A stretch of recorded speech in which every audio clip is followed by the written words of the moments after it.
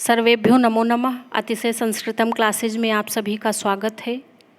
आज से हम लोग सुकनासोपदेशः पढ़ेंगे, क्योंकि कादंबरी के विषय में जितना भी यूपी टीजीटी में इधर उधर से पूछा जाता है, हमने कादंबरी की सामान्य जानकारी दे दी है और मंगलाचरण भी बहुत अच्छे से पढ़ा दिया, उससे संबंधित टेस्ट सीरीज़ भी हल करवा दिया है। ये सुकनासोपदेशः बचता था कादंबरी में, तो हमने सोचा पहले इसे पढ़ लिया जाए, उसके बाद हम लोग व्याकरण पर चलते हैं। तो चलिए प्रारंभ करते हैं हम लोग। एवं समतिक्रामत्सु दिवसेषु राजा चंद्रापीडस्य यौवराज्याभिषेकं चिकीर्षुः प्रतिहारानुपकरण संभार संग्रहार्थम आदिदेश। तो एवं इस प्रकार समतिक्रामत्सु दिवसेषु यानी कि कुछ दिन बीत जाने पर, केषुचित् दिवसेषु कुछ दिन बीत जाने पर, राजा अर्थात तारापीड ने चंद्रापीडस्य चंद्रापीड के यौवराज्याभिषेकम चिकीर्षुः। यौवराज्याभिषेकम युवराज पद के निमित्त अभिषेक कार्य के चिकीर्षुः अर्थात इच्छुक।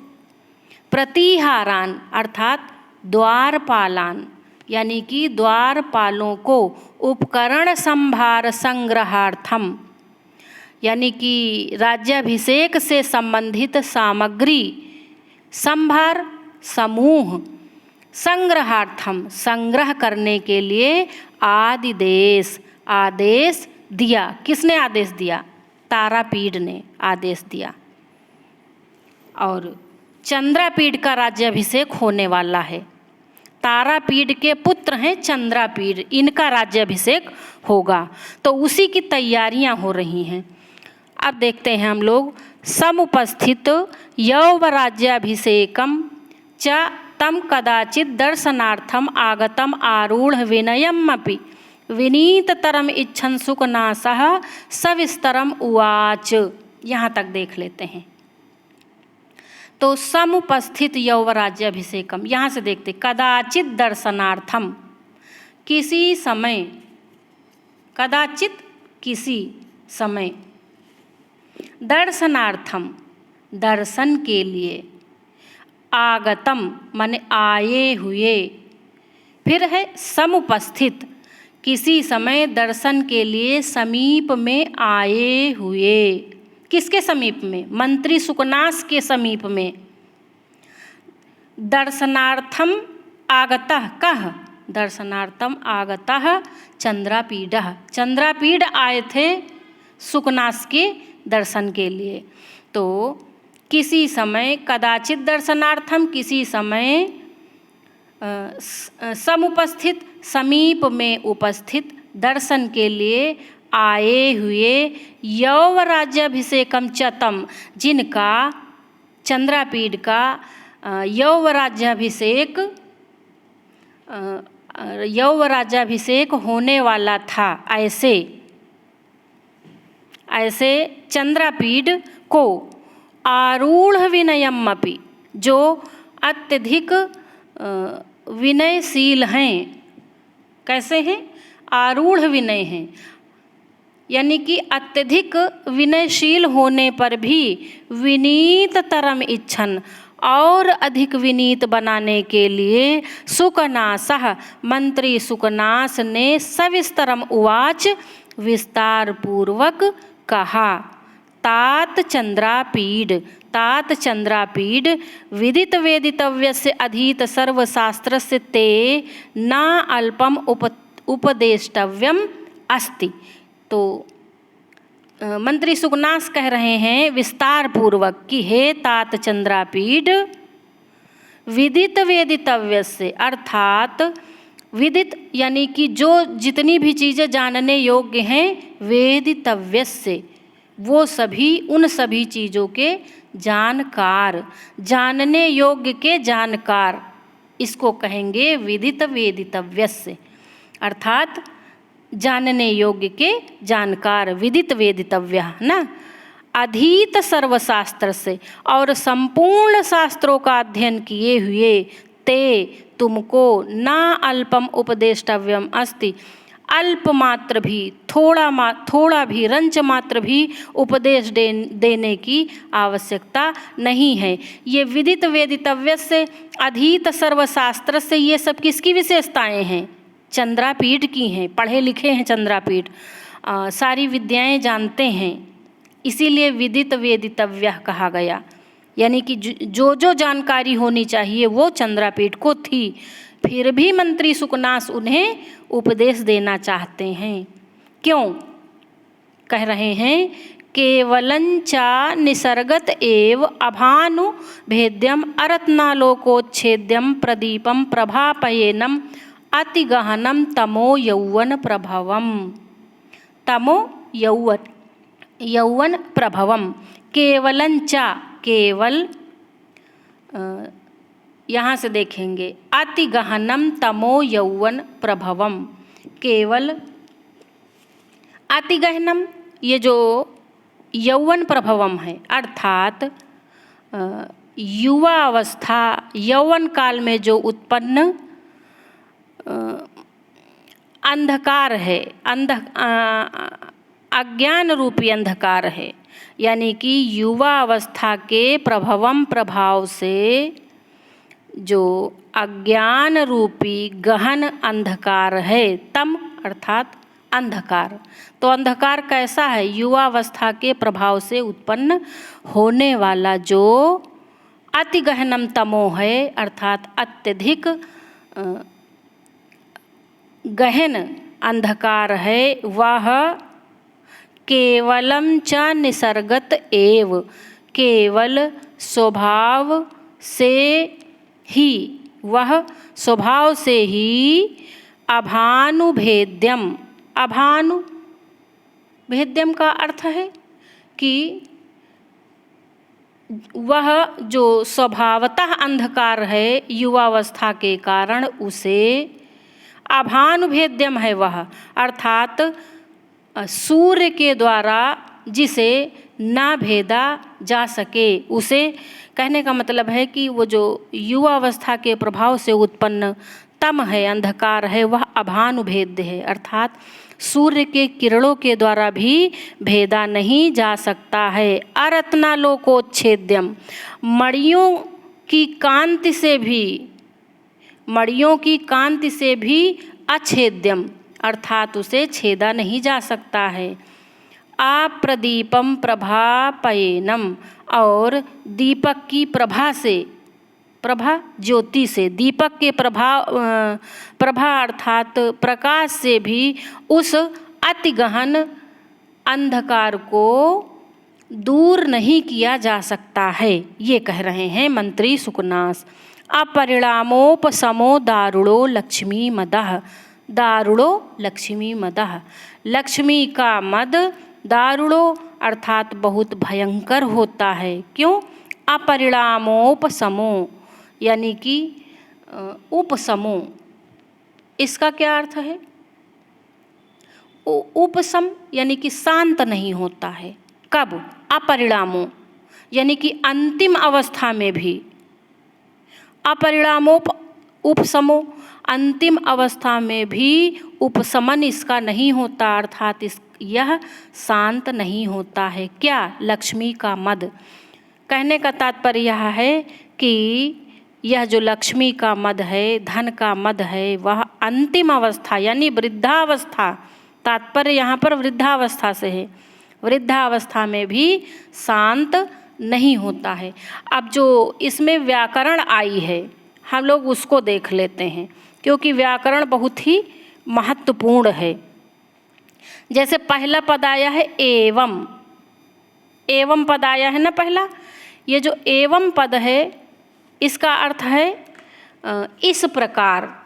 तो एवं पद की विशेषता क्या है? यह एवं पद पूर्ववर्ती कथा के संदर्भ का सूचक है, तभी तो कहा गया है समतिक्रामत्सु दिवसेषु, यानी कि राजा जो ये चंद्रापीठ हैं, ये अपने दिनों को व्यतीत कर रहे थे, एवं से पहले की कथा का संकेत है। फिर है समतिक्रामत्सु आया है ना, के सुचित दिवसेषु। तो इसका अर्थ है कुछ दिन बीत जाने पर। समतिक्रामत्सु का व्याकरण देख लें। सम अति क्रम शप क्षत्री, ऐसे होगा। आप लोग अगर किताब लेकर पढ़ेंगे तो ज़्यादा अच्छा रहेगा। और यहाँ पर ये जो समतिक्रामत्सु में सप्तमी विभक्ति है ना, दिवसेषु में सप्तमी विभक्ति है, तो ये यस्य च भावेन भाव लक्षणम से सप्तमी है, ये समझ लें। जैसे आ जाए पेपर में कि समतिक्रामत्सु में सप्तमी और दिवसेषु में सप्तमी किस सूत्र से है, तो यस्य च भावेन भाव लक्षणम से सप्तमी है। फिर है यौवराज्याभिषेकम, युवराज पद के निमित्त। युवराज में सेई प्रत्यय है। चिकीर्षुः, क्री सन उ। फिर है प्रतिहारान, यानी कि द्वारपालान, द्वारपालों को। उपकरण संभार संग्रहार्थम, अभिषेक संबंधी सामग्री एकत्रित करने के लिए यहाँ पर नित्य समास है। फिर है समुपस्थित का देख लेते हैं, ये यहाँ पर तो समुपस्थित की व्याकरण है सम उप स्थाधन कत, कत प्रत्यय है। यौवराज्याय अभिषेका यस्य तम बहुव्रीहि समास होगा यहाँ पर ना। तो हम लोग ये कुछ मुख्य मुख्य शब्दों का देख लिए हैं और हमने व्याकरण पीछे पन्नों में लगा रखी है। तो अगर आप किताब लेकर पढ़ेंगे तो हमने एक एक शब्द की व्याकरण विधिवत लिखी हुई है, क्योंकि इससे शब्दों के अर्थ, उनमें उपसर्ग क्या है, प्रत्यय क्या है, धातु क्या है, ये पूछ लिया जाता है। इसलिए हमने व्याकरण ये देखिए लगा रखी है। तो अगर आप इससे पढ़ेंगे तो ज़्यादा आपकी समझ में आएगा ना। तो चलिए देख लेते हैं ये। एवं इस प्रकार समतिक्रामत्सु केषुचित् दिवसेषु, यानी कि कुछ दिन बीत जाने पर। फिर है सम अति क्रम शप धन क्षत्री, ये समतिक्रामत्सु की व्याकरण है ना। समतिक्रामत्सु में क्रम धातु है, ये ध्यान देंगे, ठीक। यहाँ पर यस्य च भावेन भाव लक्षणम से सप्तमी है। अगला देखते हैं यौवराज्याभिषेकम पद भी आया है। तो युवराज पद के निमित्त अभिषेक कार्य, युवराज धन सेई, युवराज में कौन सा प्रत्यय, सेई प्रत्यय है। इन सब चीज़ों का ध्यान रखेंगे, बहुत पूछा जाता है।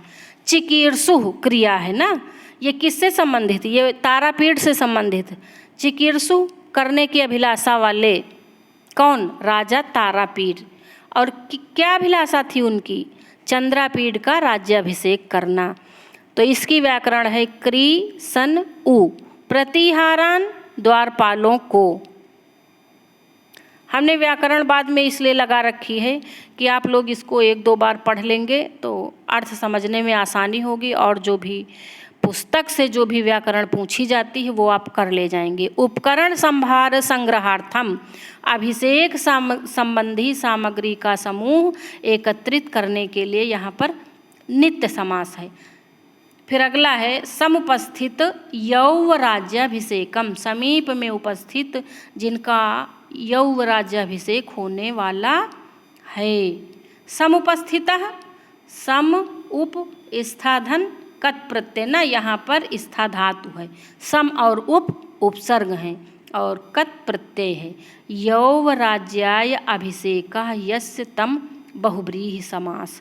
समुपस्थितः शब्द में आदि कर्मणि निष्ठा वक्तव्य सूत्र से नियमानुसार कत प्रत्यय हुआ है। यानी समुपस्थितः में ये जो कत प्रत्यय हुआ ये किससे हुआ है, आदि कर्मणि निष्ठा वक्तव्य सूत्र से हुआ है ना। तो इन सब बातों का विशेष रूप से ध्यान रखेंगे, गड़बड़ ना होने पाए। फिर है आगतम, आए हुए, आगम धन कत प्रत्यय। आरूढ़ विनयम, विनय संपन्न को, आरूढ़ विनयम कौन है, चंद्रापीठ हैं। आरूढ़ की व्याकरण क्या है, आंग रूह धन कत प्रत्यय ना, रूह धातु है। विनीततरम, और अधिक विनीत बनाने के लिए। अतिशयेन विनीतः विनीततरः। विनीत धन तरप प्रत्यय। विनीत तरम में कौन सा प्रत्यय है? तरप प्रत्यय है। कर्तुम इच्छन, क्री धन तुमुन कर्तुम, और इच्छन इस धन क्षत्रि, इच्छन में क्षत्रि प्रत्यय है। सविस्तरम का अर्थ है विस्तार पूर्वक। सविस्तरम विस्तार पूर्वक। उवाच कहा, किसने? सुकनास ने। तो उवाच में कौन सा लकार है, कौन सी धातु है? ब्रू धातु है, लिट लकार, प्रथम पुरुष, एक वचन। उवाच ऊचतुः ऊचुः, ऐसे रूप चलेगा लिट लकार में। फिर है तात। तात शब्द पहले पूजनीय व्यक्ति पिता तथा पुत्र के लिए प्रयोग होता है, किंतु आज इसका तात शब्द का अर्थ विस्तार हो गया है और तात शब्द अपने से छोटे के लिए भी या बोलचाल में हम लोग प्रयोग करते हैं ना, लेकिन पहले पूजनीय व्यक्ति के लिए प्रयोग किया जाता था, बड़े के लिए, सम्मानित के लिए प्रयोग करते थे। विदित वेदितव्य से जानने योग्य के जानकार। विदितम विद धन कत प्रत्यय। विदितम में विद धातु है। वेदितव्यम विद धन तव्यत प्रत्यय है। और अधीत सर्वशास्त्र से, सभी शास्त्रों के अध्येता। अधीतानि, अधीतानि सर्वाणि शास्त्राणि येन तस्य बहुव्रीहि समास ना। अधि इंड धन कत प्रत्यय, ये वाला बहुत पूछा जाता है, ये कई बार पूछा गया है, क्योंकि हम लोग इट कर देते हैं, इट नहीं होगा, देख लीजिए ना, इट नहीं है ये। और इसमें बड़ा कन्फ्यूजन होता, दो एक बार आया है और गलत भी हो जाता है, तो ध्यान देने की आवश्यकता है ना कि अधीत की व्याकरणात्मक टिप्पणी क्या है। आगे चलते हैं हम लोग। निसर्गतः एव, स्वभाव से ही। अभानुभेद्यम, सूर्य के प्रकाश से भी न हटने वाला या न भेदने वाला। न भानुना भेद्यम, भिद धन ळ्यत् प्रत्यय, भेद्यम में ळ्यत् प्रत्यय है। अगला है अरत्नालोकोच्छेद्यम। अरत्नालोकोच्छेद्यम, रत्न माने मणि, अरत्न माने ना के अर्थ में, तो मणियों की कांति से भी ना नष्ट होने वाला। न रत्ना नाम आलोकेन उच्छेद्यम। और उत छिद, छिद धन ळ्यत् प्रत्यय, उत छिद धन ळ्यत् प्रत्यय, उच्छेद्यम की व्याकरणात्मक टिप्पणी ऐसे होगी ना।